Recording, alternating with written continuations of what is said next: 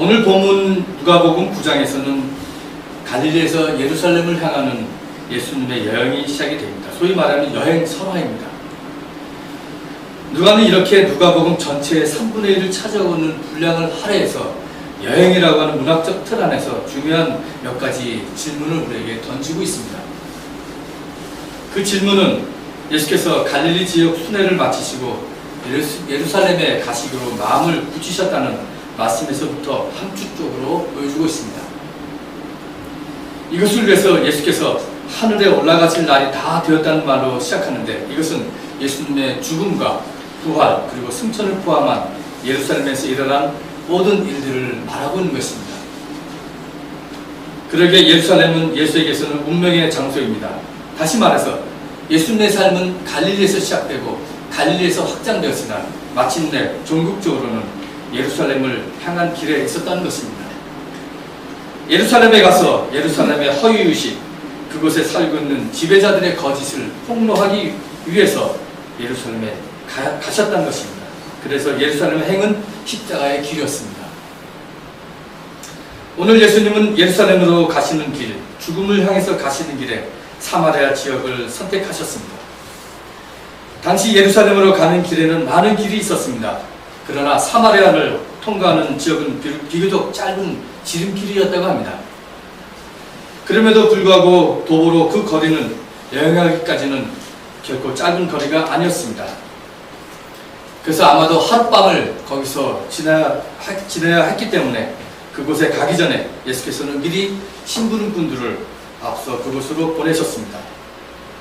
그러나 사마리아 사람들은 예수와 그의 일행을 받아주지 않았습니다. 어쩌면 이것은 예상된 일인지도 모릅니다. 당시에는 같은 유대인들이라고 하지만 오랫동안 유대인들과 사마리아 사람들에게는 깊은 적대감이 형성되어 있었습니다. 그들 사이에서는 하나님을 어디에서 예배하느냐에 따라 또 논쟁이 벌어졌습니다. 유대인들은 예루살렘 성전에서만 하나님을 예배할 수 있다고 주장했고, 사마리아 사람들은 그리스도산에서 하나님을 예배할 수 있다고 주장했습니다. 그리고 유대인들은 사마리아 사람들을 사람으로 취급하지 않았습니다. 율법적으로 정결하지 못한 사람이라고 취급했기 때문입니다. 삼척동자도 다 아는 이런 서로 간의 적대감 때문에 유대인들은 예루살렘에 갈 때 짧은 거리인 사마리아를 놔두고 다른 동네로 빙 돌아서 갔다고 합니다. 유대인 역사가인 요세푸스에 의하면 당시에 그럼에도 불구하고 사마리아 지역을 통과하는 유대 순례자들이 많이 있었는데 이 사람들을 향한 폭력이 빈번하게 사마리아 사람들로부터 일어났다고 합니다. 이러한 유대인과 사마리아인 사이의 뿌리 깊은 사회적 갈등에 대해서 예수님과 그의 제자들이 모를 리가 없었습니다. 그런데도 왜 예수께서는 사마리아 지역을 강행하고 거기서 뻔한 문전박대를 받는 수모를 당했을까요? 우리는 먼저 여기서 누가의 관심에 주목해야 할 필요가 있습니다.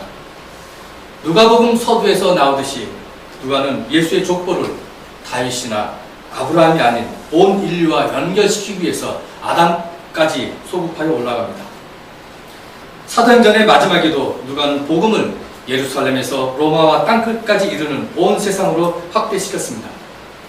누가복음의 저자인 누가는 이렇게 복음의 보편성과 우주성을 얘기하고 있는 것입니다. 그는 복음의 용서와 화해의 차원을 그래서 예루살렘만이 아닌 사마리아 지역까지도 포함하고 있는 것입니다. 태초에 말씀이 계셨다고 하는 요한복음의 시작도 예수가 우물가에서 사마리아 여인을 만나 대화하신 사실을 유대인과 사마리아인을 넘어 뛰어넘는 복음의 보편성을 말하고 있는 것입니다. 죽음을 눈앞에 두고 사마리아를 선택한 예수의 의도성은 누가복음 이렇게 분명하게 우리에게 보여주고 있습니다. 그것은 유대인과 사마리아인의 적대감을 무너뜨리고 모두를 하나로 구원하시고자 하는 하나님 나라를 향한 예수의 구원 의지입니다. 그러나 이런 문전박대를 당한 야고보와 요한은 분통이 터졌습니다.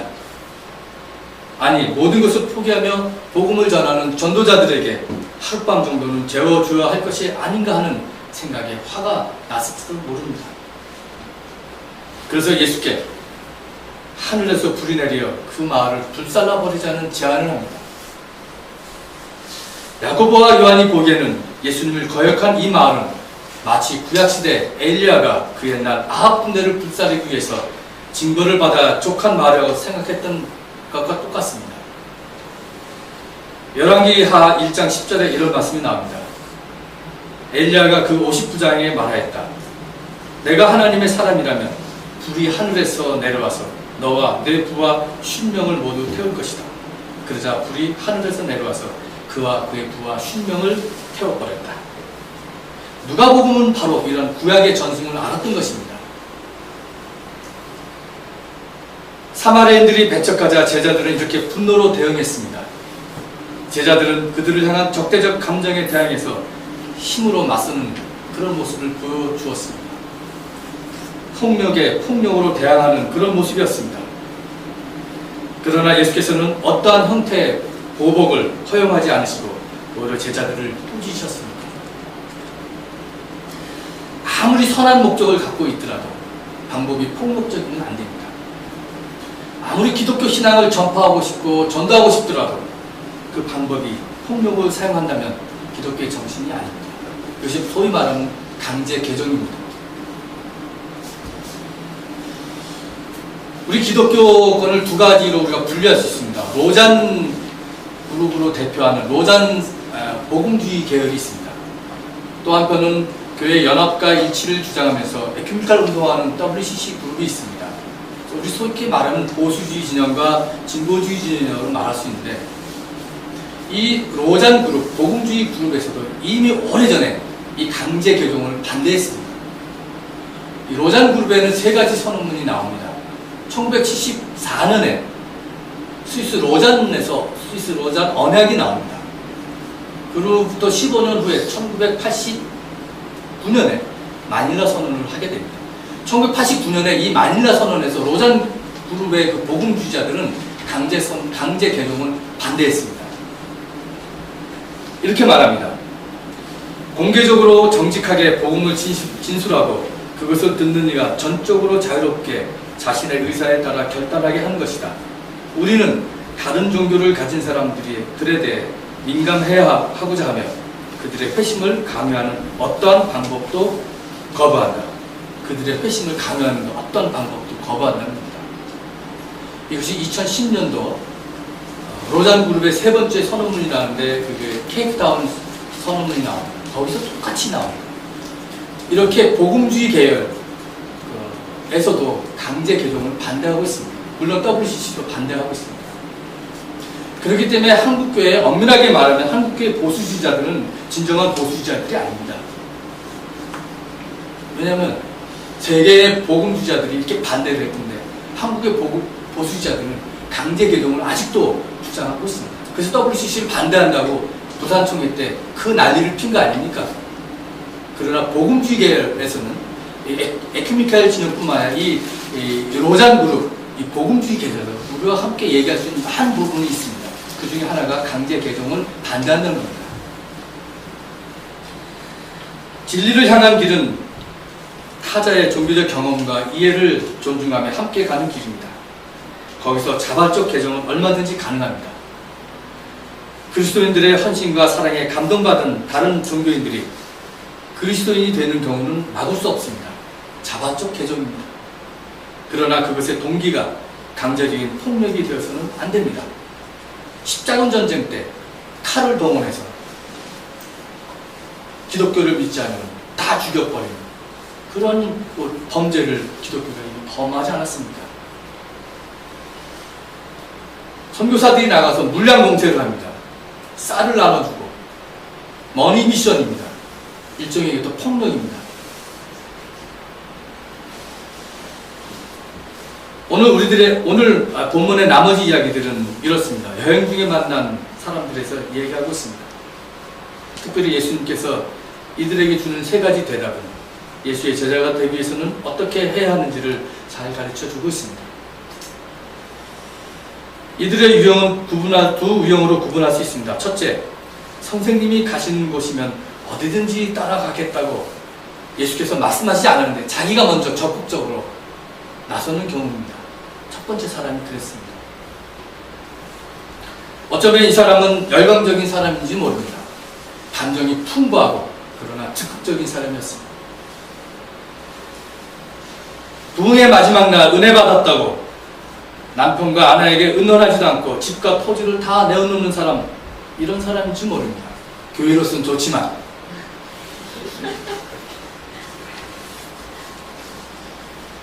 대학생 연합 수련회 가서 갑자기 외국 선교사가 되겠다고 손을 들고 작정하는 젊은이들, 나중에 후회하지만 그때는 어디든지 가겠다고 나서서 막 손 들고 울고.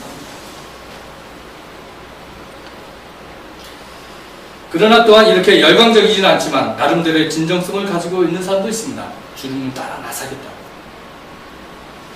하지만 포기해야 할 것들이 너무나 많기 때문에 일상의 삶 속에서 쉽게 포기하고 무너질 때가 많습니다. 하나님 말씀대로 실천하고 살기는 쉽지 않기 때문입니다.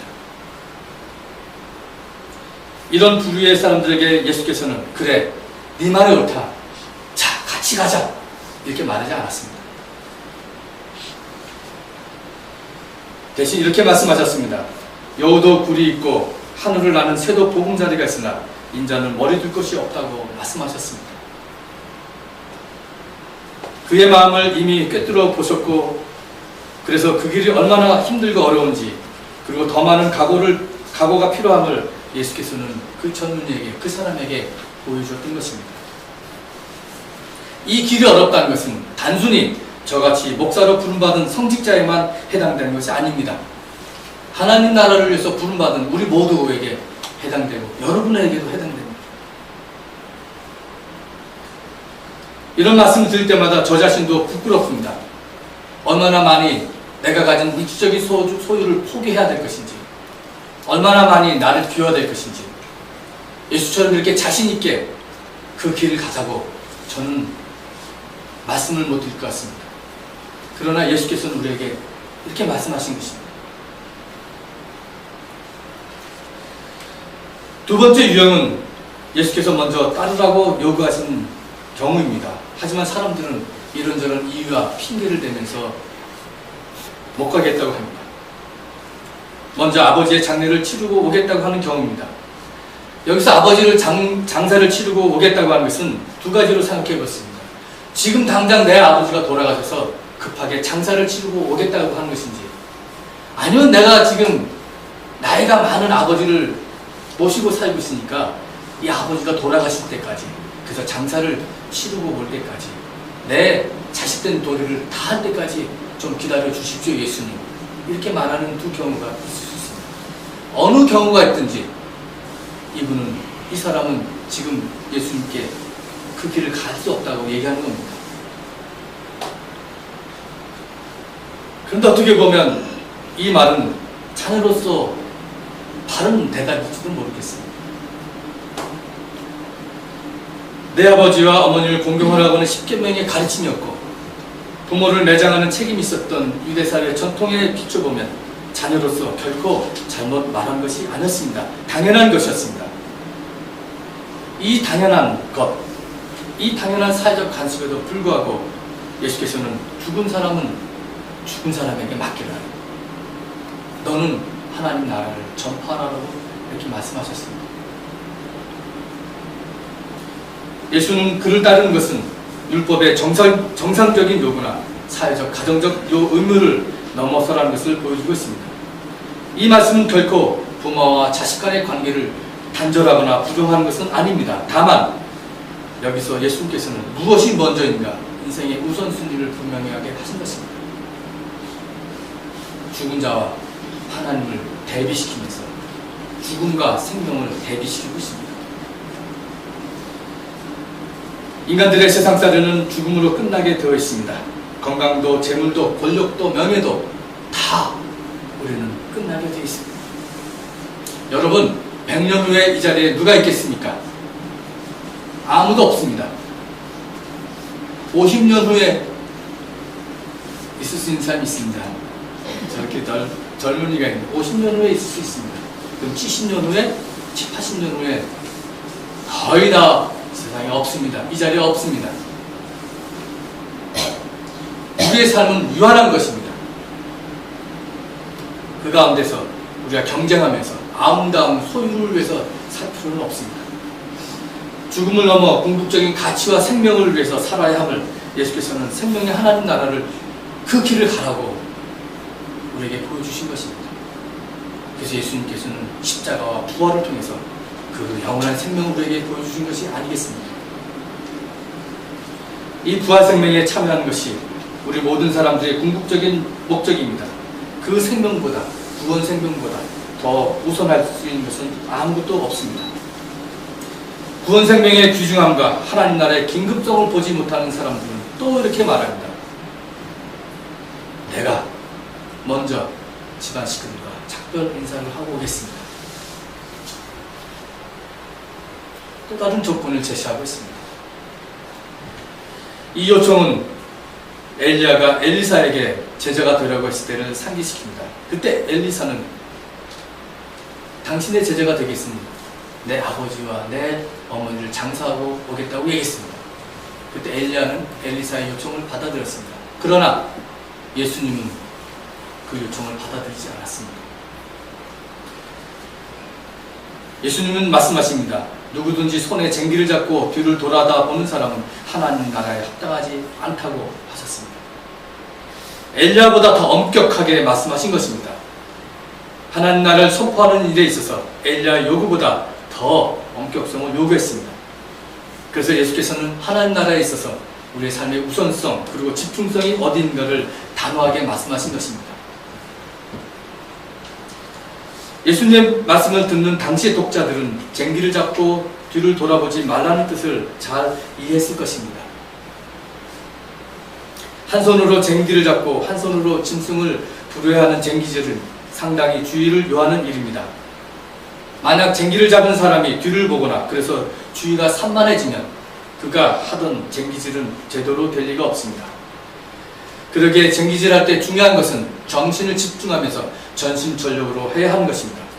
그렇지 못할 때 그 일은 망친 것입니다.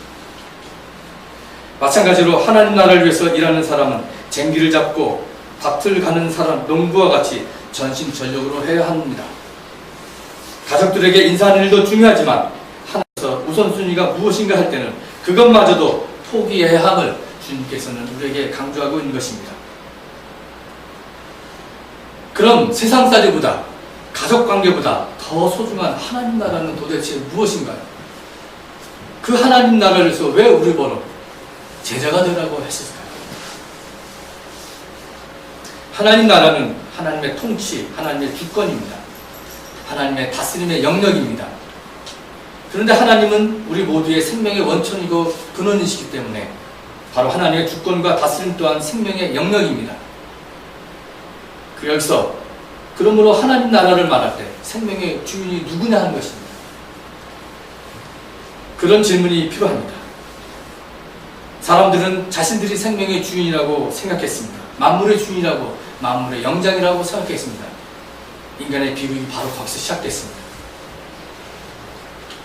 생명의 주인이 자기라는 인간의 교만과 자만은 온갖 형태의 불의와 착취와 억압과 전쟁과 분쟁으로 이어졌습니다.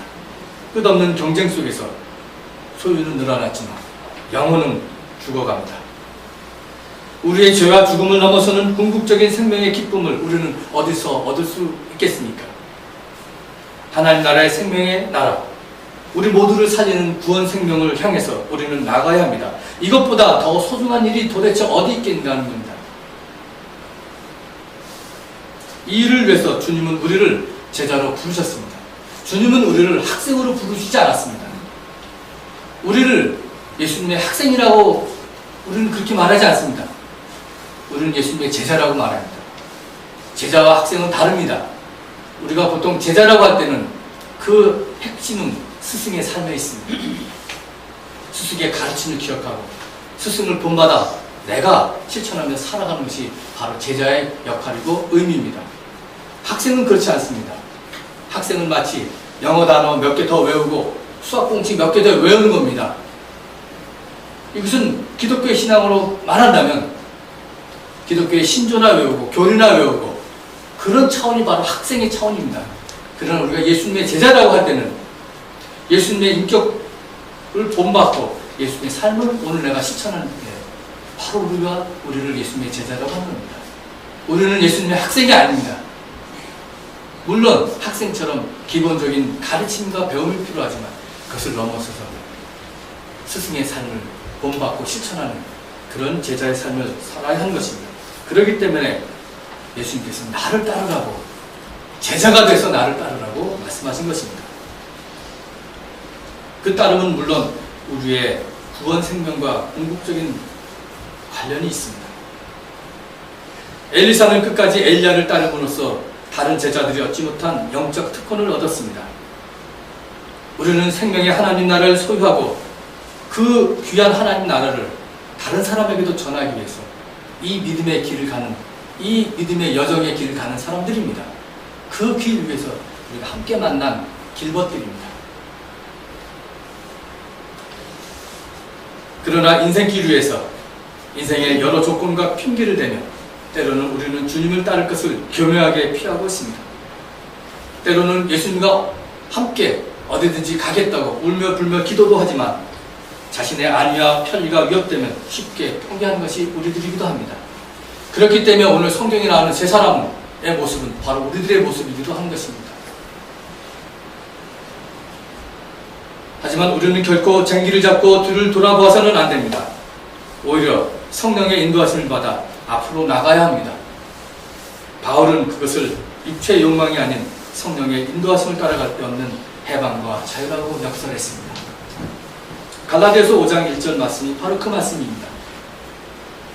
그리스도께서 우리를 해방시켜 주셔서 자유를 누리게 하셨습니다.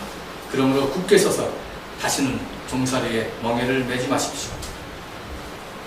성령으로 삶을 얻는 사람은 해방과 자유의 사람이 되어서 성령의 9가지 열매를 맺는 사람이기도 합니다.